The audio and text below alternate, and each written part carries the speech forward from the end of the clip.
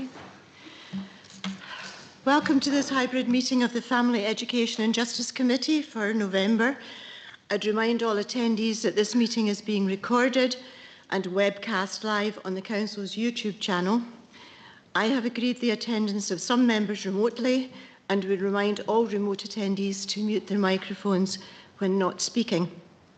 For any members of the public watching, please note that all the public committee reports, including details of specific recommendations, are available on the Council's website. So, do we have any apologies or substitutes, Laura? Thank you, Convener. Apologies from Councillor Bell, with Councillor Beattie substituting. Also apologies from our church representatives, Mrs Christine Hay and Canon Tom Shields. Thank you. Are there any declarations of interest or statements of transparency? No. Then we go on to the minutes of the previous meeting. Are these agreed? The Staffing Subcommittee? Agreed? Agreed. No. Good. Thank you. Now, the church representative appointment. The committee is asked to note that Mrs Jackie Wilson has intimated a resignation from this committee, and accordingly the Council at its meeting on 7th November endorsed the appointment of Canon Tom Shields as the representative of the Roman Catholic Church on the Family, Education and Justice Committee. But unfortunately he can't be here today. So, we come to what we really like, and this is a presentation by Seaview Primary School. They are showcasing STEM partnership working in cooperation with Dundee and Angus College, the EPIC project, which was funded by the Tay Cities deal. So I'm going to hand over, I'm going to hand over to Miss Mooney, who's going to introduce the children.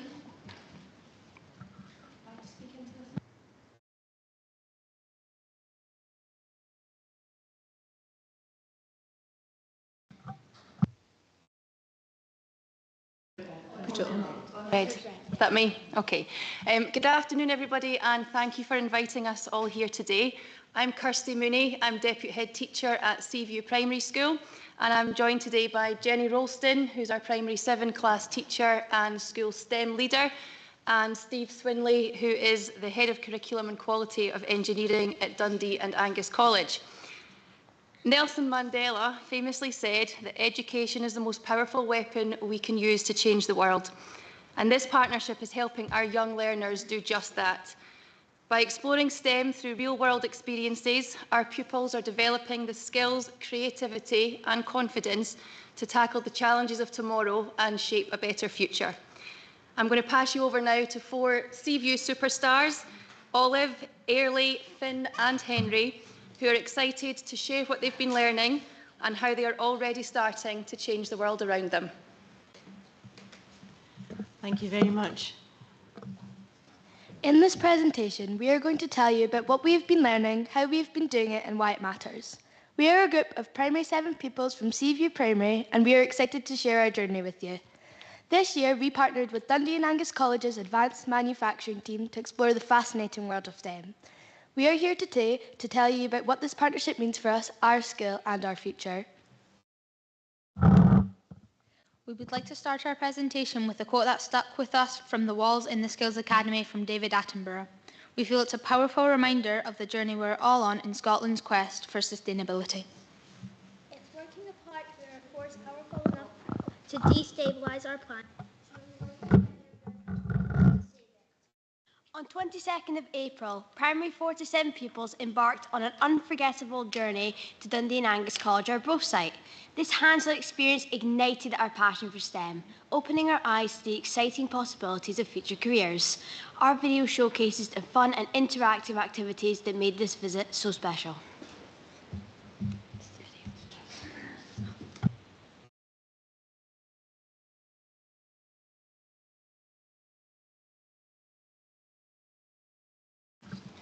We're just waiting for the video.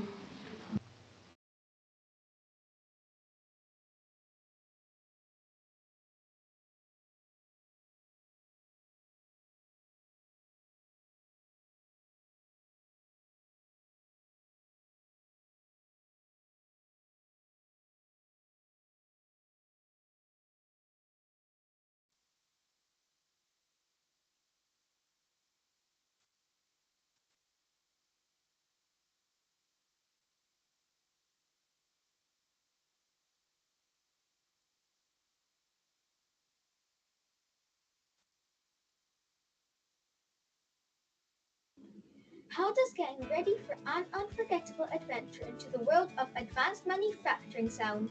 What about preparing to dive into a realm where imagination meets innovation? Curious yet? Excited even? So are we.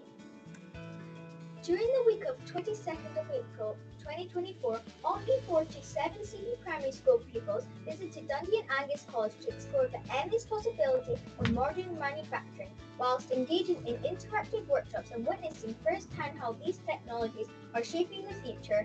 It was a fabulous chance to ignite our curiosity and spark our creativity in an exhilarating journey through the world of advanced manufacturing.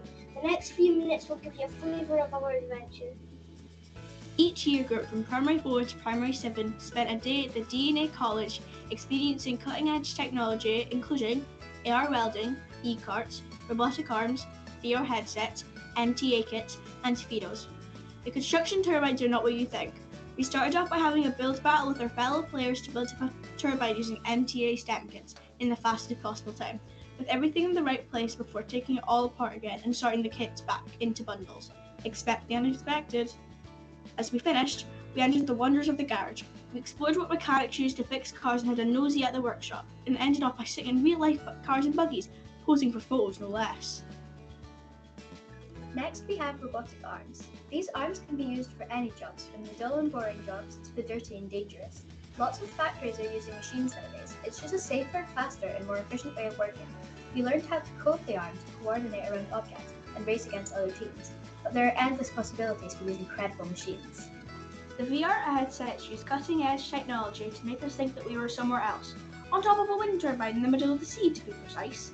It was like having a mini phone in front of our eyes, which is connected to hand controllers.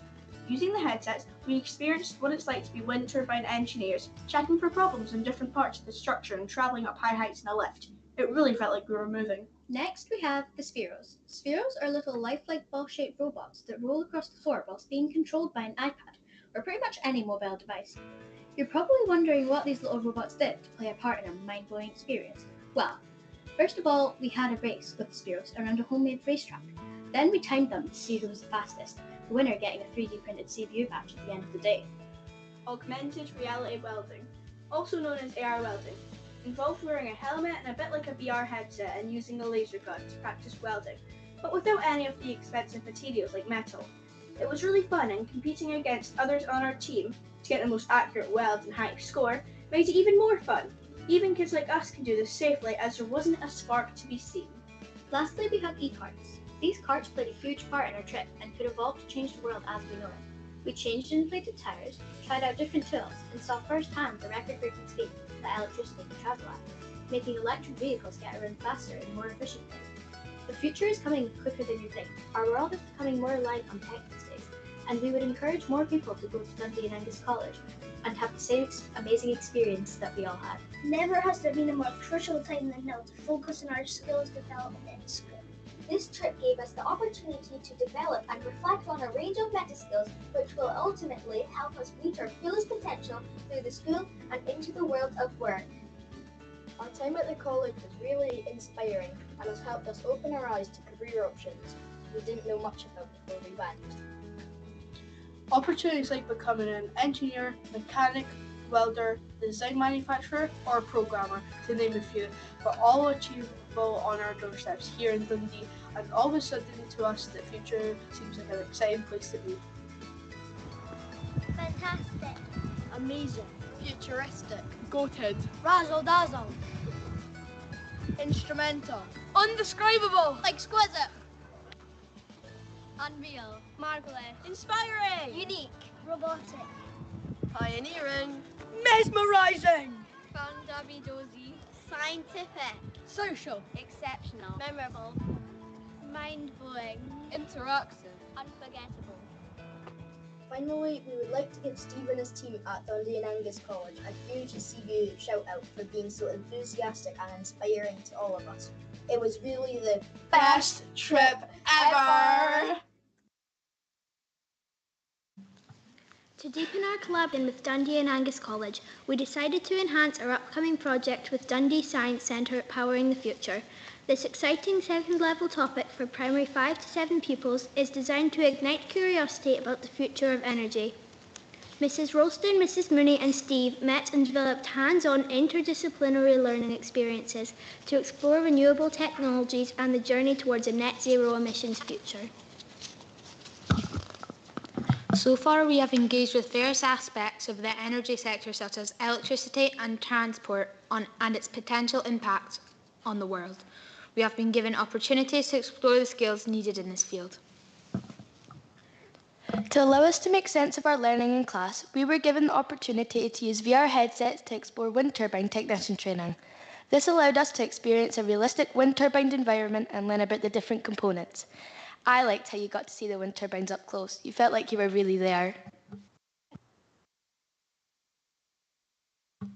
A trip to MSIP Skills Academy was arranged on Monday the 4th and Tuesday the 5th of November. We participated in interactive activities and even got the chance to meet a variety of professionals from the energy industry.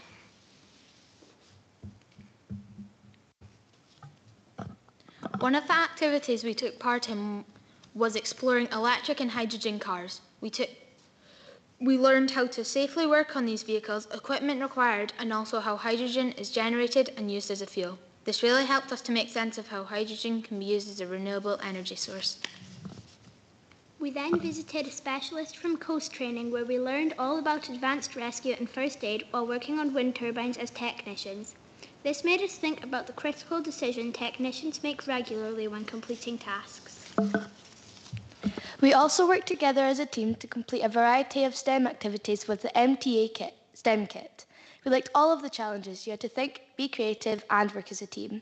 We shared ideas to solve problems, helping and encouraging each other. We had lots of fun. We finished our trip with a visit to Scoopley, Scotland's only fully electric ice cream van. It was interesting to hear Kev's story about how the van was built in partnership with Dundee and Angus College. The ice cream left us feeling amazing.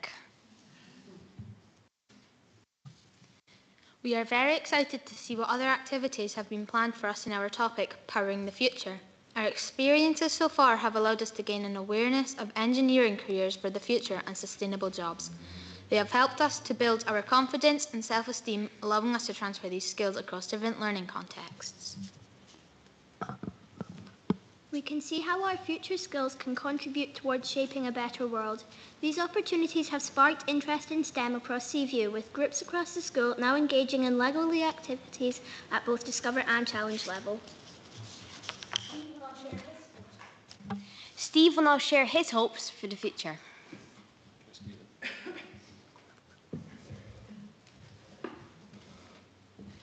Hi, first meeting with an ice cream? Yeah. I just wanted to add on the impact that this collaboration with Seaview has had. Working with Mrs Mooney and the team was a seamless collaboration. You know, we worked really well together, getting all the pupils up to the college to organise this week, which then led to the Skills Academy visit, and they've also now put together a team to join the Lego League, which is happening at the Gardyne campus at the end of January as well. Some of the smaller wins, you see all this, you know, the intro to electric vehicles and hydrogen vehicles. Some of the things that we got feedback from my staff at the college was that the kids were an absolute credit to the school. Kids that were not engaged in classes at the school came out to the visit. They fully engaged with the activities that were happening there. It was really great to see. And even with Scoopley, the ice cream van, we had a young lad who suffered quite badly with food allergies and had never had an ice cream cone before, and Scoopley catered for that. To see his face was pretty special.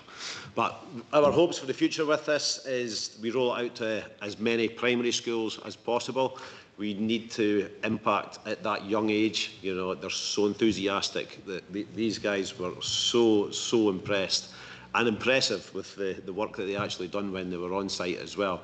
They took part in all the activities. They worked out complex problems, how to work out faults on wind turbines, electric vehicles, hydrogen vehicles, you know, identifying the correct PPE and the dangers of working with high voltage vehicles as well. So the hopes are that we can find some support to have as many primary school pupils as possible come to these visits, find out all about the careers that are possible for them in the future, and then create that pipeline of talent into the wind turbine industry or vehicle technology coast, the turbines, the safety training and the working at heights as well. So thank you. Thank you very much, Steve. Oh, sorry, have you got something else to say? Oh.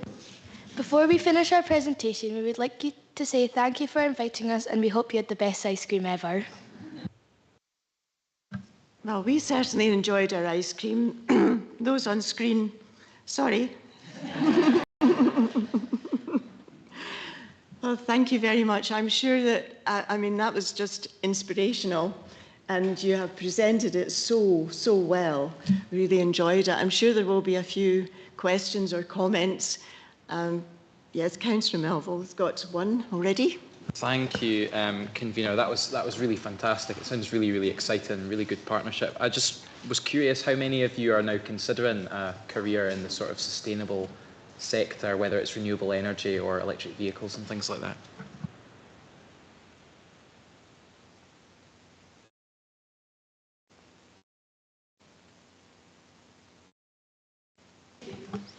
People on the screen can't hear you unless you use the microphone. You see. Oh, right, okay. Right. Yeah, I would definitely consider doing something like that. I would try maybe working with hydrogen cars or working with electric cars, because that sounds really cool and it sounds really like a really good job to have. Like it sounds like something I would like to do. I think it would be quite fun to work on the wind turbines, although the lift was very small. Anybody else?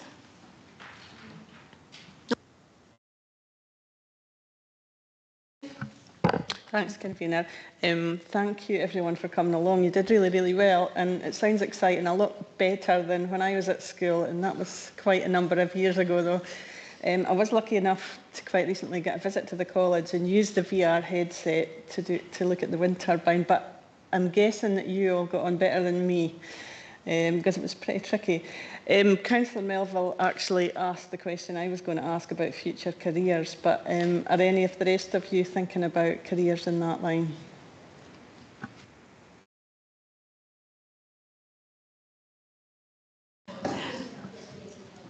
Yeah, I would consider it. Councillor Proctor. Thank you very much, Convener. I Seaview, I just think that was a fantastic presentation. I think you're very fortunate being able to attend that event, and I was really, when I saw the MTO kits, looked like giant Meccano sets that I played with when I was a boy. I just wished I could have been there with you.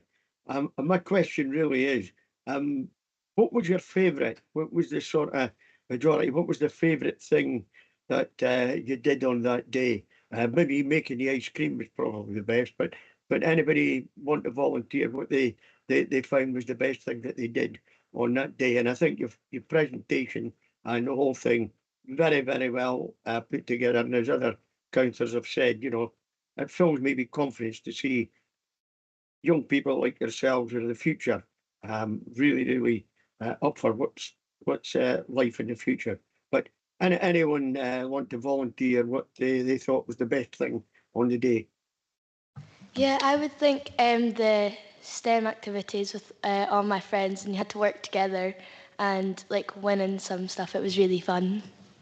Thank you. I genuinely liked the CPR because I actually got to learn how to do it, and that could be a really useful life skill at some certain point. So I could really, that's really handy. Absolutely. I liked exploring the hydrogen and electric cars because those are the kind of cars we'll be driving when we're grown up. Absolutely right. I would agree with Henry. My favourite thing we did was probably the CPR because it's a handy life skill and really interesting. Great. Yeah. Thanks, Convener.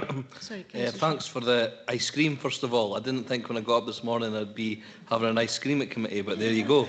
And I just thought you've been learning so many different things, hydrogen, CPR, and the STEM's really, when I was younger, I remember you feel more connected to planet Earth, you know. Is that something you feel with that increased knowledge when you're going from your youth and learning these things. Like, you just realise that Earth is quite an amazing place and the opportunities it has. And you guys maybe comment on that, you know? Yeah, I think Earth is an amazing place, and all the wonders of it and all the mysteries as well, because we don't completely know everything about Earth, but what we do know is we can keep looking and studying on that, and we can keep trying to find new things, basically. And yeah, Earth is just an amazing place.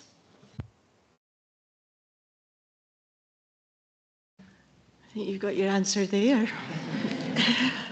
That was fabulous. Thank you so much. No, more questions. Sorry, which one was first?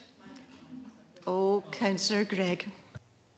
Thank you, Convener. Thank you very much for your presentation. It was very enjoyable, as was the ice cream. As Councillor Shepherd had pointed out, that it's not every day that we come into committee meeting and are treated with ice cream, so very much appreciated. You're welcome back any time. On your note on CPR, first aid is absolutely something that I think everyone should learn just the basics of, because you never know when you might need it, and it's a very valuable thing to be able to have, and a skill to have. So good luck with that, and hopefully we can roll that out a bit further. So my question for you is, for those of you that attended at the college, is that maybe changed your ideas on what you want to do when you leave school for jobs? Have you maybe, perhaps engineering or the sciences maybe not been something you consider, but perhaps something that you'd actively think, yeah, we'd like to do that now? I think that engineering has perked a wee bit of an interest, because I've really liked the way that they do it, basically, like all the tools and all the things you get to work with. So that's kind of perked something for me. So that could be a good thing I could study or try to do as my job, or what I want to go on to do.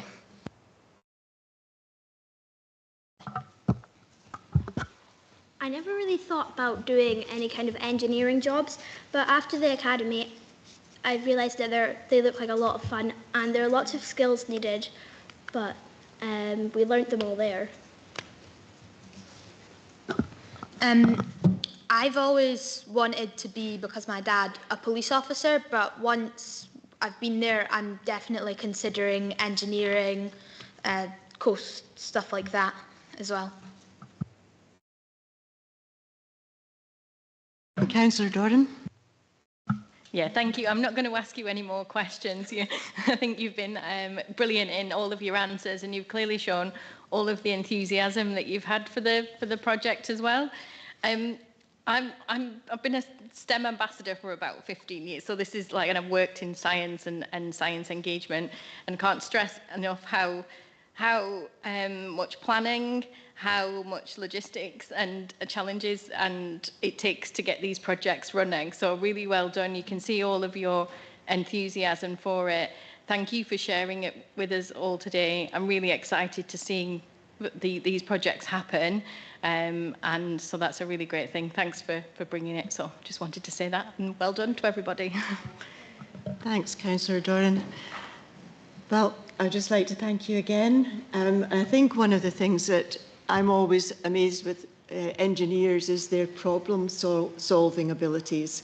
And you, I'm sure, are ready to do all of that, which you'll need. Okay, thank you very much. You can go now.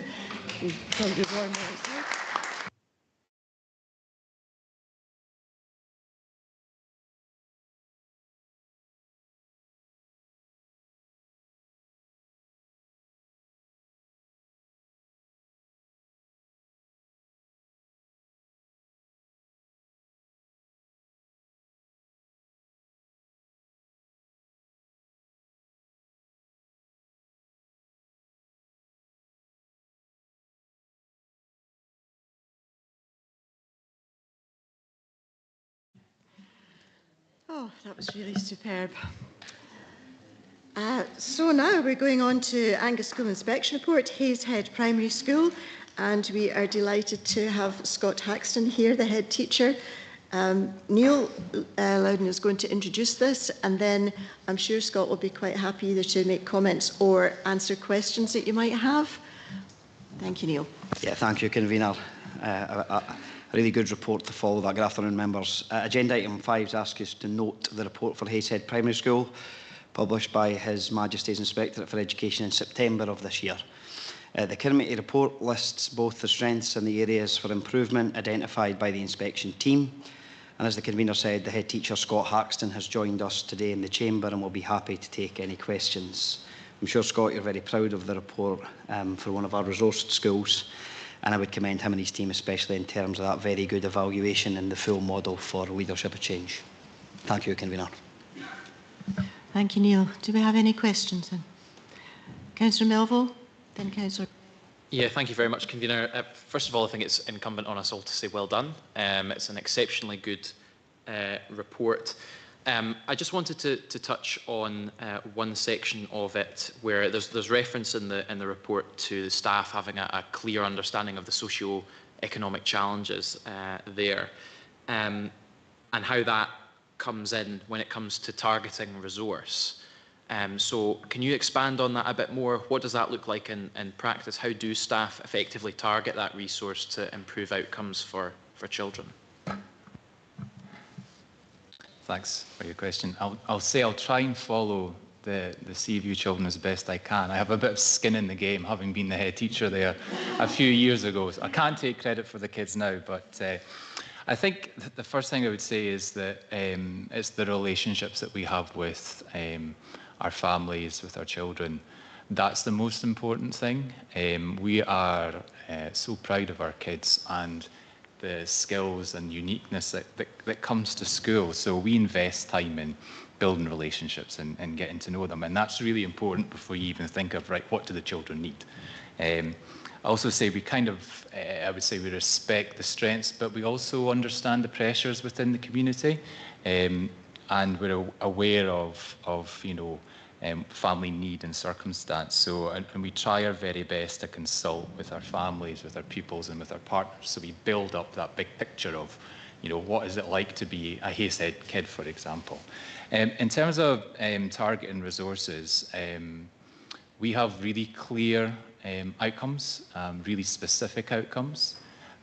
That is taken from the annual education plan, for example. It's based on our own data, and that's really helpful in terms of just making sure that we keep the main thing. In education, you can go off at tangents and things, so we've got a really clear plan.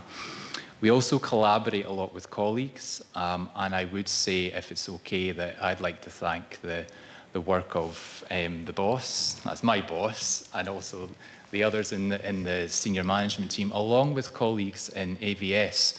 And that collaboration in advance of inspection, but ongoing throughout the years, really helped us with staff, help us, I suppose, take a step back and reflect, because when you're in the heat of school and the bubble of school, you sometimes don't have that opportunity to step back. So that collaboration with colleagues is really invaluable.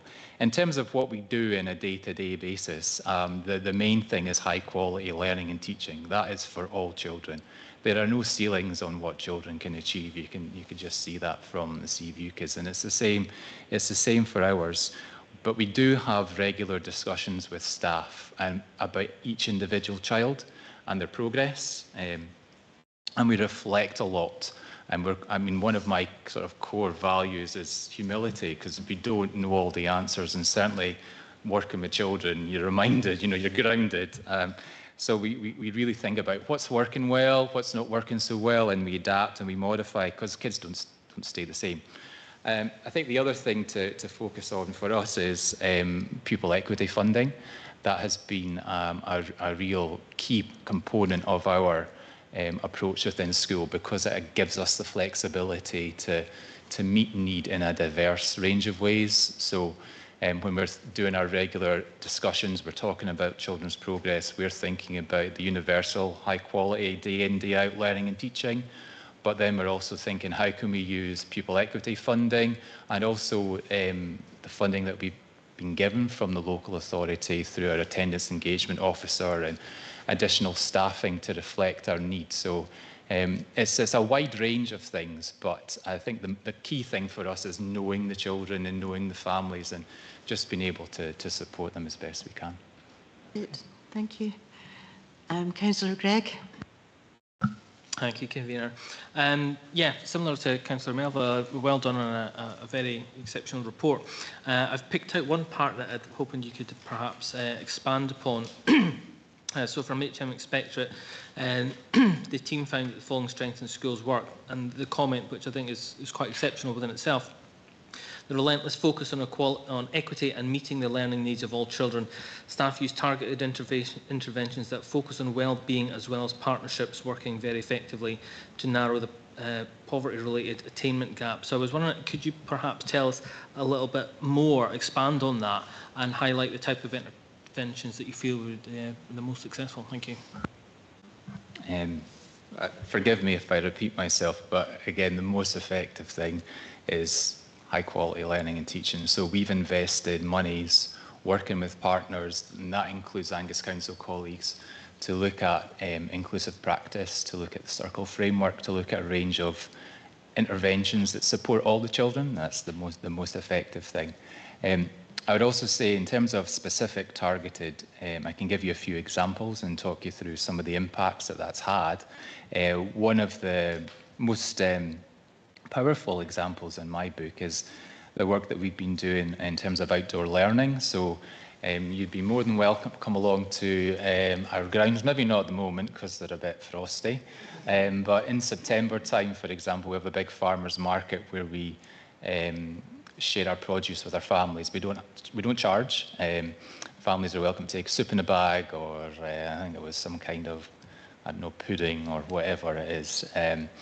And that outdoor learning we've seen for one particular child help him reconnect with school life, engage again in his learning. And he's actually now working on his John Muir Award, and he's now a leader within our school. And even today, as I was leaving, he was working with younger children, primary 2 children, in supporting them outside. So I think for a lot of our children, use of outdoor spaces and approaches to outdoor learning is really effective. We've been lucky, we've been able to use pupil equity funding for that, but we also have staff who are really interested in learning for sustainability, global citizenship, some of the themes that the Seaview children spoke more eloquently than I am perhaps about it. And that's been a real boon for us, seeing one particular individual, but also other children re-engage, see the confidence, and then being able to make that connection with their learning in school. Another really important thing for us, and forgive me if I get this term wrong, Neil, is SEF. So through SEF, we've been given additional funding for an attendance and engagement officer, and he has done a powerful amount of work, and the inspection team were really interested in the impact that he had on working hand in glove with myself and my leadership team in identifying children whose attendance at school, for a variety of factors, was not where we would like it to be. And he's worked individually with families, he's linked in with groups like Aberlour, but also he has worked hand in glove with Active Schools in terms of things like we have, like every holiday our school's not closed. So we have family events. The kids were away at Hampden Park during the summer. They were at Maniki. They had food available. They made sandwiches. They went on trips. So we're trying to see that for our children, getting them in the building and then exposing them to a whole variety of different opportunities, learning and sort of social and emotional supports, that really engages them more when we have them engaged, when we have them in school, and we've got our staff who are, highly qualified and, just great bunch of folk. That really supports their engagement and then their overall attainment. So that's just a couple of examples. I could talk to you till about 5 o'clock about the others, but you're welcome to come to school and I can talk to you more. Thank you. We've got a few other questions here because we've got Councillor Speed and then Councillor Proctor, then Councillor Whiteside and then Councillor Beattie. I hope they're short questions. Yeah, thanks, Convener. Yeah, well done, Mr. Haxton. Yeah, great result following the inspection. It's a school that's within my ward, so yeah, fantastic pupils, families, and a staff team there. I just wondered if you would be able to explain what barriers were identified within the inspection and what will be done to remove those barriers and what measures will be put in place to see further improvements? Councillor Speed, could I ask, in terms of barriers, do you mean barriers to learning or wider than that? It was on page 10. The following areas for improvement were identified and discussed with the head teacher, and it states that to ensure all children, in particular children within the resourced class, benefit from high quality learning and teaching that removes barriers to learning effectively. I just wondered if there was specific barriers that were identified and what will be done to remove them. Thank you. Yes, so there's, I think again, I go back, I'll try not to call you by your first name. It's just, I know. And I think the first thing I would say, Councillor Speed, is that in terms of barriers, we're looking at a sort of nurturing and inclusive environment we're trying to create within school. So some of the things that we're looking at to sort of further enhance our practice, for example, are CERTs, so that we're looking at speech and communication. We've already started some work on that before the summer, and now we're developing that further across the school in partnership with the ASN team. And we actually have had some really impactful development so far. We use a lot of visuals, and we use a lot of visual timetables and prompts with the children in school. But one thing that we had to do more of that, and we also know with the CERTs that it allows us to engage our families more in the setting of individual education plan targets. So that's one thing that we are addressing as a sort of a matter of course. The other things that we had to consider were about ensuring that the curriculum and we were offering to all the children was as dynamic as possible. So already we've looked at how the partnerships we've got in school can be expanded upon, so that all children, for example, get the opportunity to engage in different aspects of outdoor learning. So that's one thing that we've actioned already. We've also went down looking at the environment within the school. And so we've changed and adapted aspects of the environment from very simple things like the seating and whatnot, but also again looking at the resources within the specific resource spaces within school. And also we've looked at different ways that we can promote the wider achievement of all the children and celebrate that success as well.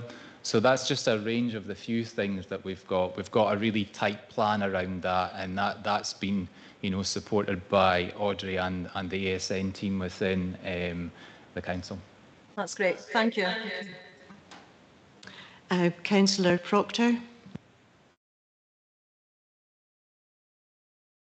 Thanks very much, convener. Mr. Haxton, I'd just like to reiterate what's been said by my colleagues. What a fantastic report. And listening to you give answers, I would only be too happy if I had any children or grandchildren living in Arbroath to go to your school, because I think they get an excellent, well-balanced education. My question again is on page 10, and it's sort of in the same paragraph that Councillor Speed spoke about, but the last bullet point, which is deals with the few, the need to to support the few children demonstrate respectful behaviour during breaks and on entering and leaving school. Now, I remember when I was at school a long time ago, probably before most of the people in the chamber were born even, the doors opened and we went out, and whether it was at playtime or lunchtime or in the evening when the school finished, we were off like rockets. And I'm sure children are not any different now than what they were then. But how do you go about sorting out the respectful behaviour? That's my question. Sure, thanks for the question. I think the first thing I would say is I am really proud of all the children within my school, and I think the benefits of being a resource school mean that we can celebrate and enjoy the uniqueness of all the children, and that brings with it children who learn skills like empathy, understanding, and they actually don't attach labels to any of the children, and it's a real joy to be. In fact, today when I was out on playground duty with my high-vis jackets on, it was great to see how the children all engage and interact with one another. And I suppose in terms of extending the good practice that was seen within the classrooms and the really safe, purposeful learning environment within the classrooms, what we're doing to extend that outside is a number of different ways. The first thing is we've invested money with Play Scotland. So we are looking at what's called Opal, which is playing outside in developing resources and spaces to encourage children to learn those skills of friendship and cooperation, not just in the classroom, but outside the classroom. So if anyone wants to come along and give us a hand to dig some things, you're more than welcome to do so. We've set up a digging zone, we're setting up a sand play zone, and we've set up a small world zone. So that's one thing that we've actioned already. The other thing is we've trained primary 7s this year in peer mediation. So our primary 7s are supporting children in the playground if there are small incidents, obviously, not if they're major incidents. Again, to think about school rules, school expectations, and how we can resolve things as well. I would say when the bell goes at the end of the day, not all children leave school, and we do have a number of them who continue to play in the school grounds because they enjoy what we have there on offer. And I do like to see them there, and then I quietly encourage them to go home because obviously I want to get home as well. So. Thank you very much. Councillor Whiteside. Thanks, Convener, and I'll try and keep this brief because you've given us really informative and interesting answers.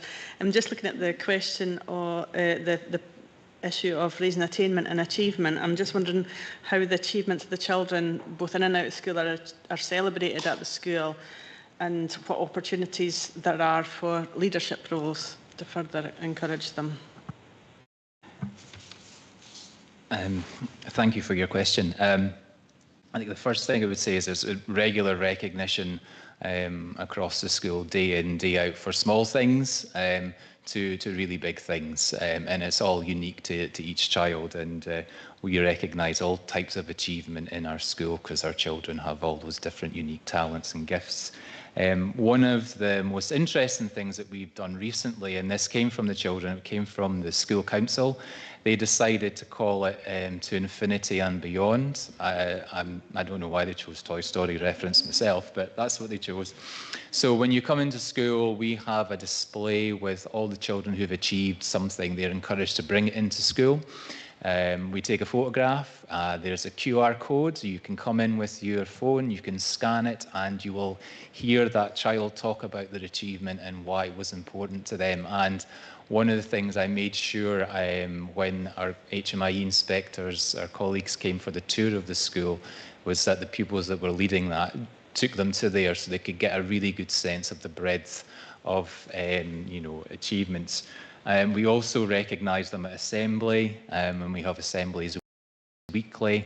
We celebrate the successes of the kids, and we use newsletters and Seesaw just to communicate all of that with our families. In terms of leadership roles, we've got a whole range of different opportunities for the children. And again, for me, it's because children will never let you down, I don't think. I think if you trust children, if you give them the skills, you give them the time and space, the things that they can achieve, it's amazing. It brings a tear to a glass eye. So a range of leadership roles. We have pupil council, we've got house and vice captains, sustainable citizens, digital leaders, playground buddies, peer mediators. So it's quite a lot of different opportunities for the children. One of the joys of my job is we have a pupil parliament where representatives come and meet with me and talk about the various things that are going on in their different groups. So I have this opportunity, they can ask me questions. And one of the most powerful things that happened not so long ago was some of the primary 7 boys were not happy with me because we weren't playing on the grass. So I got the opportunity to listen to them. They created a presentation about linking it to the rights of the child and UNCRC, why Mr Haxton should let them play on the grass. So things like that. It's beautiful. It's really beautiful. Sounds wonderful. Thank you. And lastly, Councillor Beattie. Thanks very much, Convener. Mr Haxton, I wonder if you can maybe talk us a little bit about the target support for learning and how that's led to school increases in school engagement, attendance, and approved attainment. Yeah, thank you for your question. Again, I think the first thing I say would be really effective use of our school budgets. And that's been well supported by colleagues in the local authority. I would say that, for example, the 2 to 18 tracking tool has been a really effective tool for us because that helps us identify a whole range of different gaps, demographic data, school data, and so we can think, right, where are our gaps and what can we do to address it? Some of the things I've mentioned earlier around outdoor learning and attendance and engagement officer, they've been really powerful. A few other things through pupil equity funding, and that's around social and emotional supports. We have partnered with a local organisation to provide a whole range of different opportunities for the children to encourage them around things to do with their resilience, with their regulation, and to make sure that they feel happy and they enjoy coming to school. We've also opened that up to parents and families as well, so we've had opportunities for our families to come into school, work with these local partnership organisations on things like anxiety, concerns about children's sleep, their mental well-being, use of digital technology. And that's been a really important goal for us in terms of ensuring that the children's social and emotional needs are being met, and again, working with families to do so. Another aspect of targeted support, and then I'll wind up, is around the additional staffing that we have. And so we're using that for specific interventions that are promoted throughout the authority, things like SRS, the use of Stephen Graham writing, and a range of sort of particular resources to support children with additional support needs.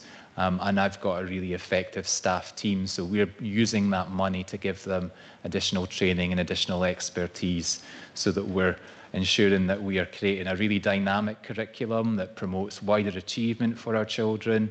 And we really, that helps to create an ethos and culture whereby the children come into school happy, settled and willing to try and willing to get things wrong and not worrying about if they do get it wrong.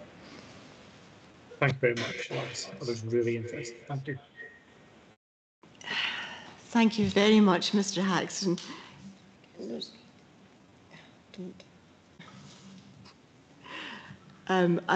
I think, Councillor Speed, you've had a question, and I really need to let Mr. Haxton go now, and we need to get on with our agenda.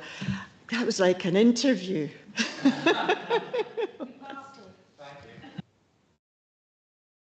Oh, Audrey, would you like to speak something? Thank you, Convener. I just wanted to add, and I'm sure you've heard from today, but to congratulate and commend Scott actually for his highly effective leadership, which was highlighted in the inspection report, but also to his senior leadership team and the staff there who are highly motivated, committed, include all the children and really want to improve the outcomes for the children and their families. And I think the inspection report reflects the experience that the inspectors had whilst at Hazlehead, and that they experienced the Hazy Hearts, which is the vision that you have for all the children. So well done. Thank you. Thank you. Right. Thank you very much indeed. That was fantastic. And I'm so glad that you can come along now and let us hear all these different things that go on in schools, because an awful lot of people don't realise just all the things that go on in schools. And your staff are really to be commended. Thank you. You can leave if you want. You're very, very welcome to stay for the next 3 reports, but, you know. You going to stay? Well, we have recommendations for this. It's just considers. Do you agree? Agree. Okay, then We'll move on to number 7, which is the Angus Council response to Education Scotland consultation. And Neil Loudon's going to introduce this. Yeah, thank you, Convener. Agenda item 7 asks members to note the Angus Council response to Stage 1 of the Education Scotland Bill. The Lead Committee will publish a Stage 1 report prior to the debate on the general principles of the bill, and this legislation represents a crucial step in reforming the education system by fostering a collaborative approach among various stakeholders, including local, national government, educational bodies and, of course, children and young people themselves. As outlined in the Bill's policy memorandum, the aim is to establish a cohesive framework that balances responsibility, autonomy and empowerment within the education system, ultimately ensuring that all the elements work together to meet the needs of all our children and young people. The consultation process invites feedback on the proposed reforms with input from key stakeholders to ensure that the bill effectively addresses the ever-evolving needs of the Scottish education landscape. Thank you, Convener. Thank you. And do we have any questions for Mr. Loudon? Any comments? Councillor Doran? Thank you. I just wanted to kind of thanks for putting that together, and I wanted to highlight the fact that that was done in quite a short space of time, given the amount of time that the consultation was open for, and it was over the school summer holidays, which I imagine was really, really difficult to manage that, which is a shame that that's when the consultation was open. So I just wanted to thank you for getting that in during the time. Good point. Councillor Speed? Yeah, thank you. Yeah, mine was just of a similar query as to whether you took up that offer of the 2 weeks extension, and did you manage to do any sort of engagement at all? Thanks, Councillor Speed.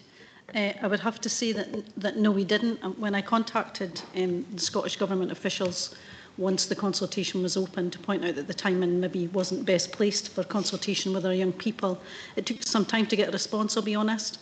And the response was an offer to Angus only for a 2-week extension, which seemed at odds with the timescale. I had stressed in my email to the government that the first 2 weeks of school are spent on the really important transition work once our young people are in their new building. So we made the decision not to ask our schools to also do this. I am sure that there will be opportunities for our young people to become involved in the work of the SQA and the New Education Scotland organisation. But yeah, the timing was unfortunate, and the government have recognised that, to be fair. Yeah, thanks for highlighting that as well in your feedback. Thank you. No more questions or comments? Okay. The recommendation is just notes the Angus Council response. Do we agree? Agreed. Thank you. Number 8 is Audrey Meahy, yes. Angus Council Community Learning Development Partnership Plan 24 to 27. Audrey? Thank you, Convener. Good afternoon, elected members, and apologies for not being in person today. Today I'm presenting the new 3-year CLD partnership plan. This plan builds on the partnerships and the outcomes delivered by partners in the previous plans to date. And over the years, we've seen the CLD partnership going from strength to strength. And I feel that this plan really highlights that growth, with the array of partnerships across Angus delivering on youth work, community development, ESOL and adult learning. Following on from the progress visits by Education Scotland, and particularly with the preparation for those visits, they enabled a much deeper engagement and understanding with partners that kick-started the engagement sessions for this new plan.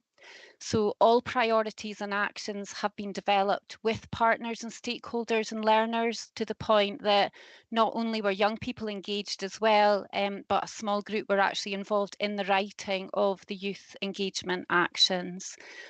Although this is a partnership plan, the establishment and redesign of the Vibrant Community Service, where we now have that strong thematic leads instead of the geographical leads, has really put us in a strong position to facilitate and support the partnership work and the delivery of the CLD plan. And we're starting to see the trend data and the outcomes from that delivery of the partnerships coming through, especially in some our new partnerships, such as the Planet Youth, clear pathways of delivery of ESOL, where we're now delivering right up to level 4 qualifications within the Vibrant Community teams, and then it's moving across to level 5 at the college. So there's really close partnership work in there. There's partnership links now with social work, with employability, with VAA, Angus Alive, and lots of other key external partners that you will see both in our outcome plan, but mainly in the new 3-year plan. We now have strong governance in place for CLD. We've established a new youth work network. The Adult Learning Network has been revitalised, and we've established a new partnership approach for our community development work. And there's already governance structures in place for resettlement and ESOL. And although the new guidance has stated that the plan could have just been a 1-year plan, due to the changes that might come out of the CLD review from Scottish Government and COSLA.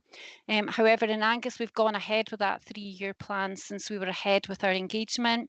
And we intend to take this year to incorporate the areas for improvement from the progress visit, which is to consult with the learners, partners and stakeholders on the plan. And we will then review the plan at the end of year 1, and this will include any changes that may come out of that national CLD review. They will be accommodated. So you'll be able to see the breadth of actions within the plan in Appendix 1. And I've got my colleague Jennifer Miller with me today, and we'll be happy to take any questions. Thank you, Audrey. That's I really enjoyed reading that report, actually, because it showed such progress over the last year. Thank you very much for that. Councillor Melville. I've clearly chosen the best seat for getting my questions in early. Thank you very much. Yeah, it was glad to hear you make reference to the Youth Work Network. It would be interesting to have a bit more of an overview of that, how it's constituted and how you see it developing going forward. Yeah, I'll bring in Jennifer Miller if that's okay, convener. Yes, Jennifer. Thank you for your question.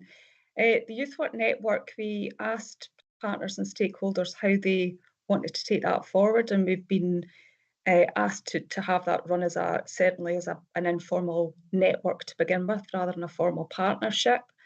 We will at this stage be co-delivering. I think it's important it's not seen as a council partnership, and it's actually youth work delivered across a range of partners.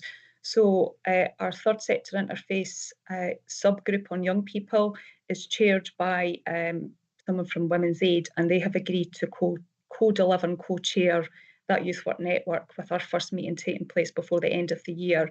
I think as we bring partners together, there is an opportunity to look at how that might be structured as we move forward. But certainly the partners were quite clear to begin with. It was an opportunity to come together, share learning, share practice, and look at kind of coordinating under the CLD plan to begin with. Thanks, Jennifer. Any more questions? Councillor Craig. Thank you, convener. Yeah, a really good report. The part that did stand out for me was to do with the adult learning. I'm a firm believer that every day is a school day and there's always something new to learn. And reading the quote that's on there, I was so chuffed to get the certificate. I don't think I have anything from school is I find quite powerful. It's noted in the report that as it was noted that literacy, digital and numeracy priorities have been identified. So would you be able to expand a bit more on that and any challenges that you face in getting adults to come forward to engage with that?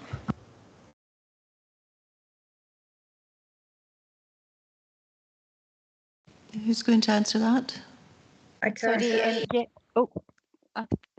Jennifer's going to come in and answer that, Councillor Convener, sorry.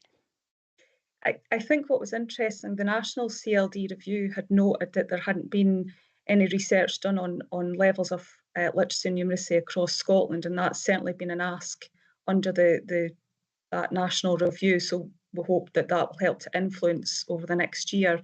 However, what we found in the last 5 to 10 years, certainly around literacy and numeracy, is that adults who come into provision, it's normally because there's something happened in their lives that require them. So that may be that their child has started school and they want to be able to read with their child and understand homework. For others, it may be that there's been a change in their employment, and that has meant that they've maybe been in manual work previously, but now they have to learn digital skills and literacy and numeracy. So often it is about life changes that will bring people in. Our provision is busy, so we know that the adults out there, that there's still levels of literacy and numeracy and particularly digital skills needed for folk out there. Thank you. Councillor Speed. Yeah, thank you. I remember a few years ago, Jennifer, your team that supports adults to let you know kind of those with kind of needs within the community did a really powerful piece of work on poverty and inequality, where they used kind of real live lived experiences. You know, I think they were involved in all sorts of presentations and kind of research and statistics, and I just wondered if, like, where's that bit of work gone? Have you managed to kind of build on that work, and have the learners gone on to kind of utilise the skills that they learned during that process, and have they taken them kind of further afield? Thank you, Councillor Speed.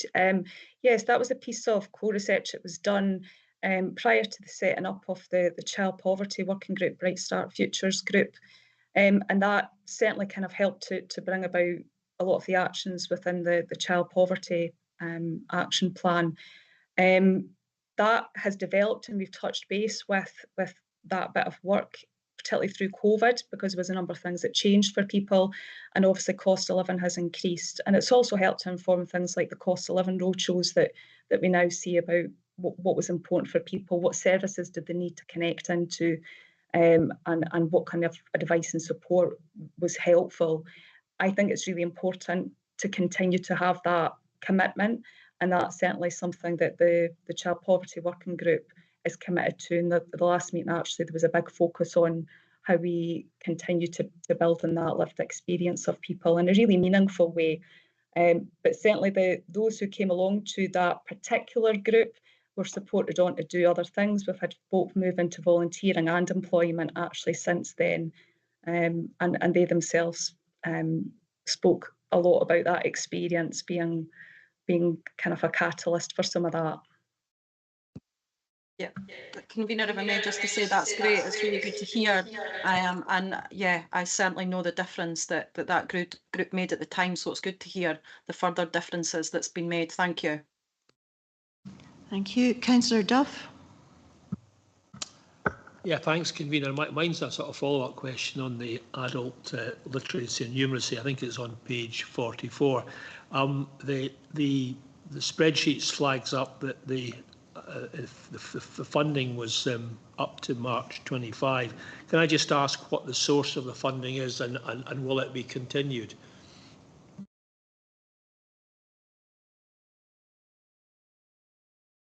Was that the multiply money? Hi. Sorry, I was asking the question. I don't know. Hi, I can take that one, convener.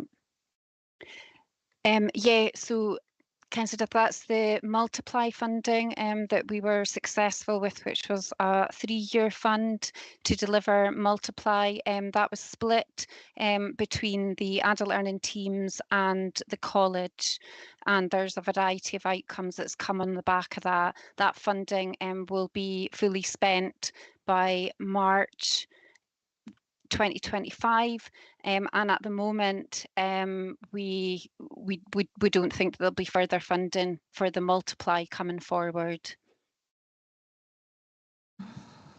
Thanks, Audrey. I've got Councillor Proctor.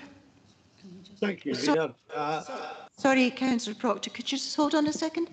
Yeah, I just thought it was worth adding an Audrey on that, the Skills Development Award, the National Award, Dundee and Angus College won the award for their partnership work with us, the National Award around Multiply. They won the National Award for their work around Multiply with Angus Council last week at the National Awards. So it's worth noting that. Yes, thanks very much for letting us know that. Councillor Proctor.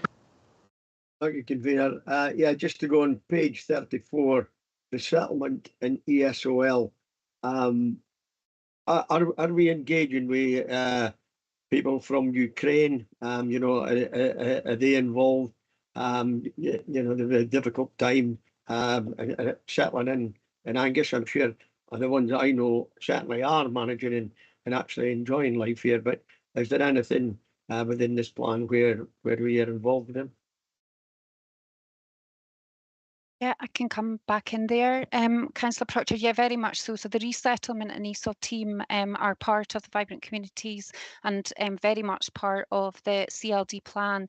The resettlement and ESOL work is linked in with very many partners, and there's a two-tier governance approach, partners around the table with the resettlement and ESOL. There was a newsletter circulated to all members just last week. I can get that recirculated and I can certainly get that sent over to you, and that actually highlights, it was actually a very long newsletter. I think we're going to break that down into further newsletters because there was so much content, but I can get that sent over, and that goes into detail of all the different partnership work and some of the outcomes that's coming out of that piece of work. But that's very much a partnership approach with a lot of different services around the table delivering on that piece of work. Thank you very much. Thanks, Audrey. Thank you. Any comments? Yes, Councillor Doran. Thanks. Just one comment. I was really pleased to see in the report around kind of priority 3 about the involvement of individual groups in participating in decision-making processes and the steps being taken around that in this report. Equally, I think it links in with some of the things that you've put in the health and wellbeing in priority 1 around access to learning and just basically about people, empowering people to participate in their local communities and building kind of the place that they want to live in as well. So I was really pleased to see that. Thank you. Any more comments? No. Then the recommendations 4, do we agree these? Agree. Thank you. And the last one is number 9, Tayside Plan for Infants, Children, Young People and Families 23 to 26 and the Annual Progress Report 23 to 24. I think that's round the wrong way or something. Anyway, Kelly McIntosh is going to speak to this. Thank you, Convener. So agenda item 9 is the 2023 to 24 update report for the 23 to 26 Tayside Plan for Infants, Children and Families, with Appendix 1 detailing progress made in relation to our 5 collective commitments. I have to apologise, there is an error in the report at paragraph 1.1. Appendices 1 and 2 are listed incorrectly in the combined papers that were made available to officers and elected members via the Document Centre, but are listed correctly on the online version. So you needed eagle eyes to notice. The update report shows the work happening across the 3 local authorities and with our partners in the National Health Service and Police Scotland. Appendix 3 contains information for each of the 3 Tayside local authorities against the Scottish Government's stretch aims, and Appendix 4 provides updated data in relation to the measures that are contained in the Tay Plan. When considering the data, I would remind members of the SIMD profile of Angus. Most of our children and young people live in SIMD quintile 4, with quintile 3 the next biggest cohort. Our smallest cohort live in quintile 1, with quintile 5 being the next smallest. It is important to note that for each year, the measurements relate to a different cohort of children. So as the years go on, it's a wee bit of apples and pears, if you like. So for context, at the moment we've got in the region of 6,600 young people in our secondary schools. Only 8% of those young people live in quintile 1. and almost 30% live in quintile 4. So it can mean when analysing data that some measures are disproportionately affected by the performance of individual children, and I would just ask that you bear that in mind. So the smaller the sample, each individual child is more of a percentage point, if you like. The profile is similar for primary. And like I've already said, this is a wide-ranging partnership report, and officers are available to answer any questions, although we obviously don't have anybody here from the Health Service or from Police Scotland. Thank you. Thank you very much. Do we have any questions? Councillor Gregg, then Councillor Doran, and Councillor Melville. Thank you, Convener. I have two questions. My first one perhaps might not be able to be answered by either Mrs McIntosh or Neil either. It was to do with, it's on page 71 of the combined papers, to do with reducing the number of children and young people completing suicide. It's a subject that's quite close to my heart for various different reasons, as well as with my other job. There are figures in here from 2017 through to 21. I was wondering if there's any further information on dates closer to now, and also what other work is going on within that, so a bit more information about it. And then my second question was on page 106, which is chart 5, the proportion of 16 to 19-year-olds participating in education, employment and training. So for 23-24, Angus is listed as 8.1. So am I reading that correctly? And that's 8.1% of 16 to 19-year-olds are either in education, employment or training. And if that is correct, then by my calculation, that means that 91.1% are not doing any of those things. Is that correct?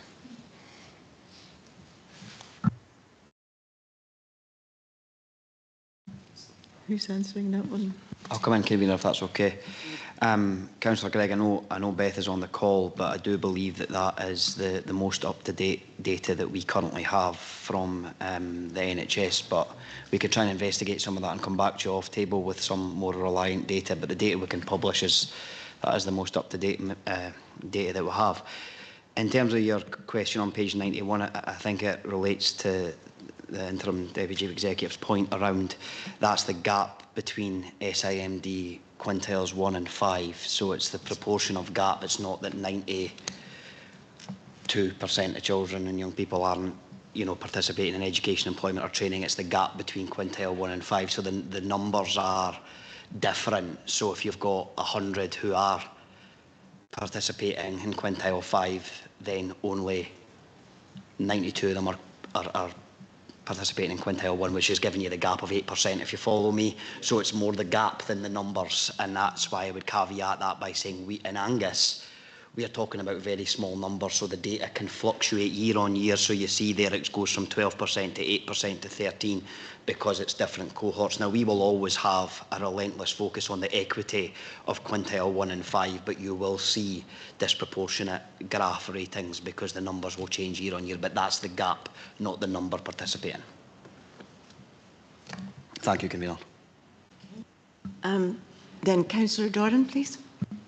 Thank you. My question was around the transition survey, which I think there's detail given on page 64 relating to this is a transition to starting nursery, and I believe this is done within local authority settings, and I wondered whether the increase observed within that survey is due to more children being in local authority settings.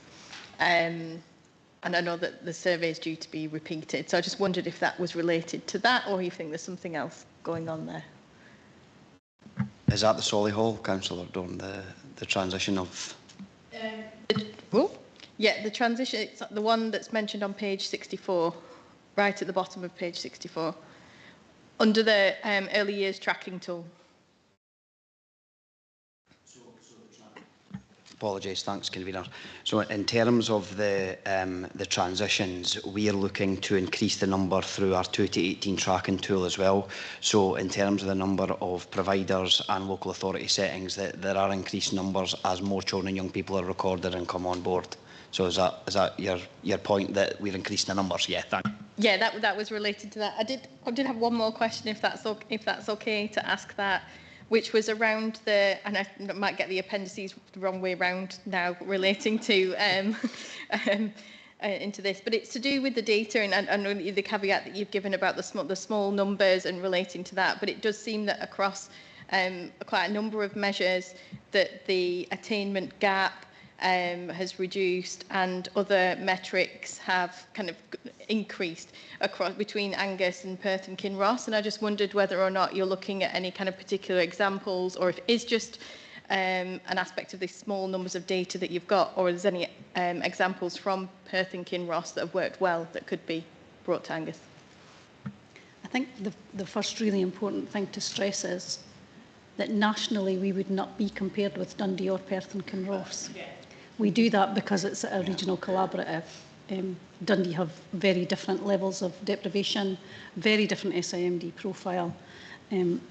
So it's sort of artificial to compare ourselves with them. But given that, Councillor Doran, you're right, we do look at Dundee and Perth and think, why are they better than that? So you'll notice some of the care experience data for Dundee is perhaps better than ours. Why would that be? We know that there's a significant amount of resource put into schools for care experienced children that we don't have, quite frankly. I think the good thing about the trick is that we share this data quite openly and we have conversations about it and we can really learn from each other. We'll have a great partnership across the trick. And maybe I should have said at the beginning, and members will be aware, the trick will actually finish. I'm the new chair of the trick. I took over in June.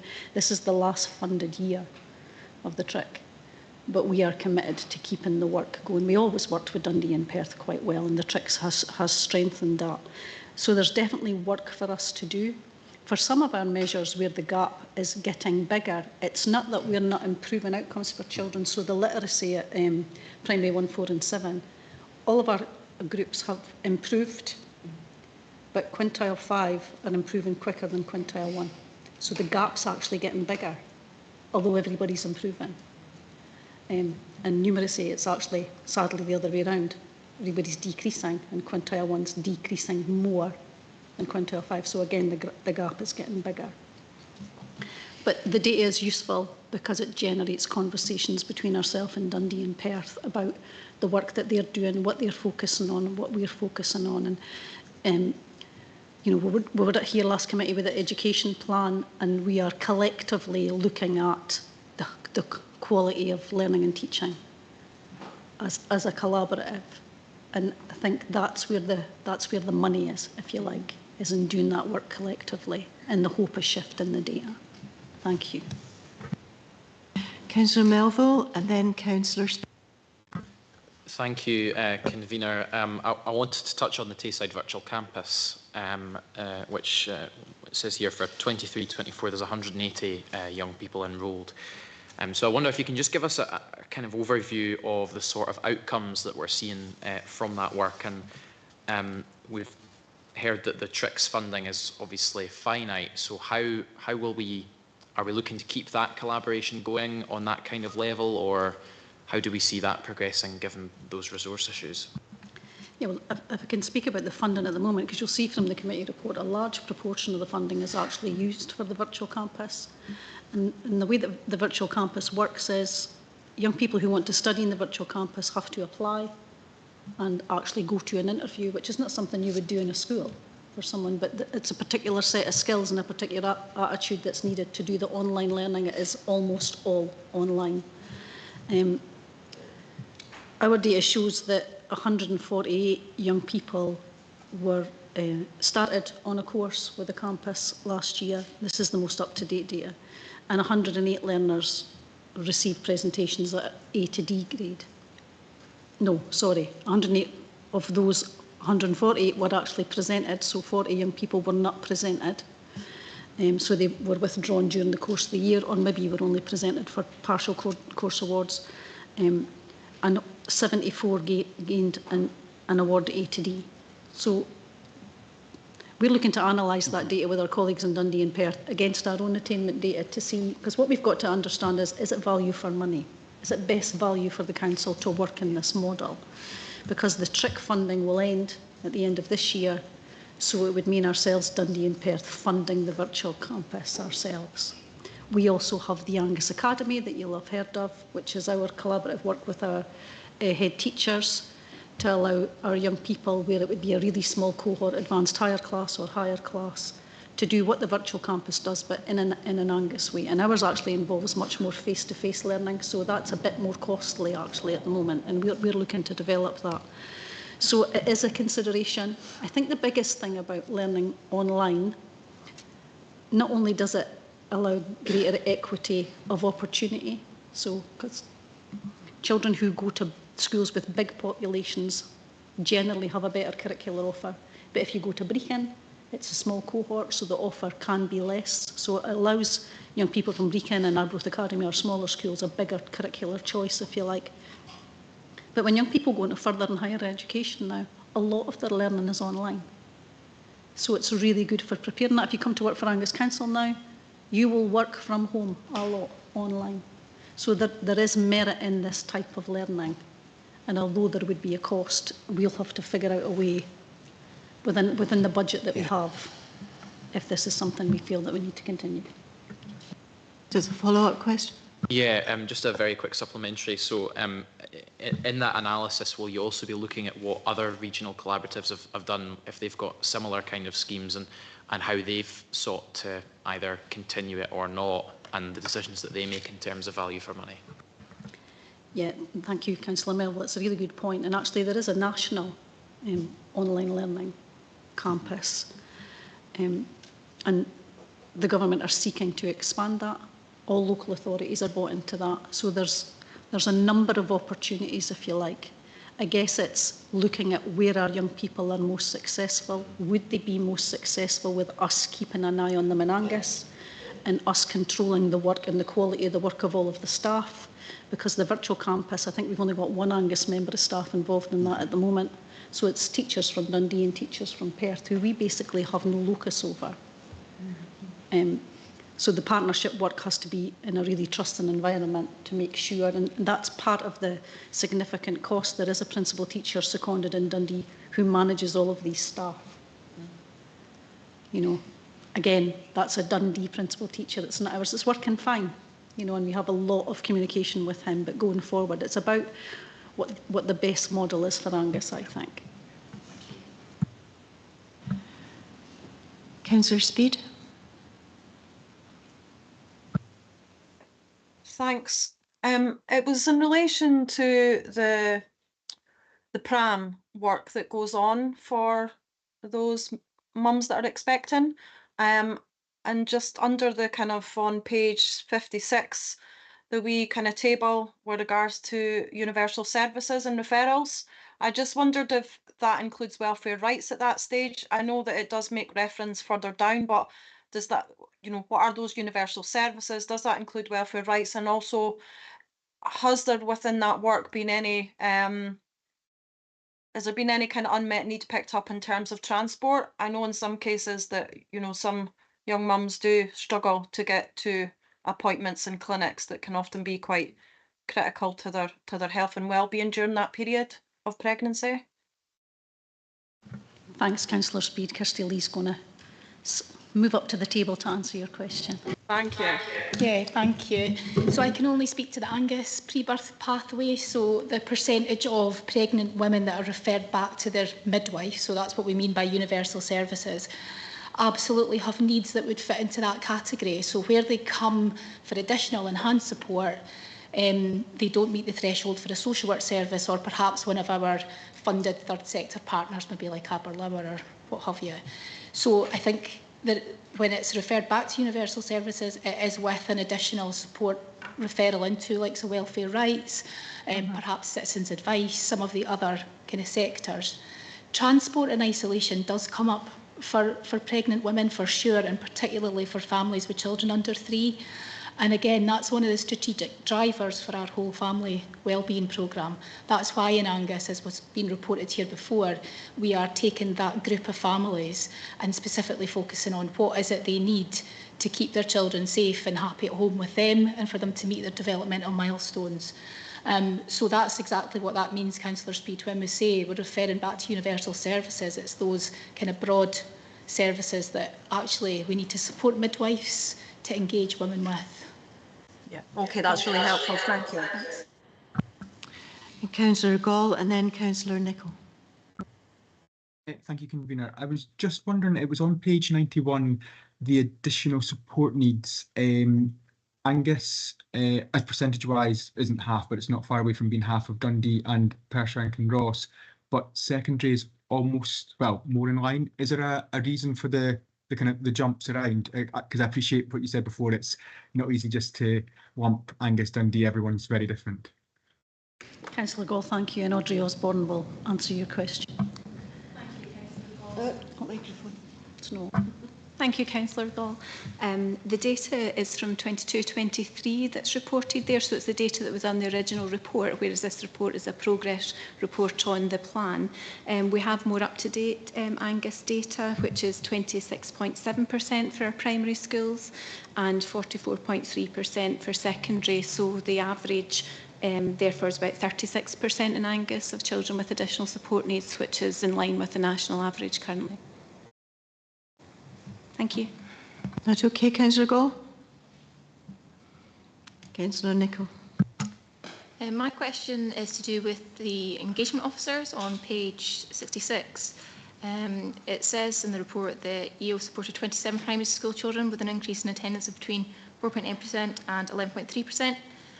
But for those supporting secondary, attendance remains stable over the year. I was just wondering if you could supply some additional information regarding the secondary schools about how many children are getting this support and if that was the outcome you expected. Thank you. Thanks, Councillor Nicholl. I think the outcome you're always looking to expect is an increase in attendance. I think that's fair, and that's the point of the engagement officers. When I talk to secondary head teachers and secondary colleagues, it's more, as well as a targeted approach, it is more of a drop-in, so a universal service in terms of engagement officer, as well as a targeted. What they've shifted to on the back of the report and some of the data is more community involvement. So I would refer to that as door Chapman, and going to work with targeted families actually in their homes as well, not lone working, but working together with a different member of staff. So the key thing around the engagement officers for me is the hard work that's going into keeping children and young people engaged. So you don't necessarily see an increase in attendance, which is part of the role, but we are seeing increasing engagement levels, which is increasing attainment for individuals based around, you know, level 3 qualifications, level 4 qualifications for a targeted group of people and young people. So yes, I am hoping to see an improved attendance, but I don't want to take away from the work the engagement officers are doing with individual and bespoke families. Thank you very much. Do we have any comments? Councillor Doran. I was just going to make one. I just wanted to thanks for the detail that's included with this, because I think that the data is important, and it's important to make sure that we're looking at it correctly as well when we're looking at what that means. But I think the kind of the transparency of that information is really important, so it's good to see that included.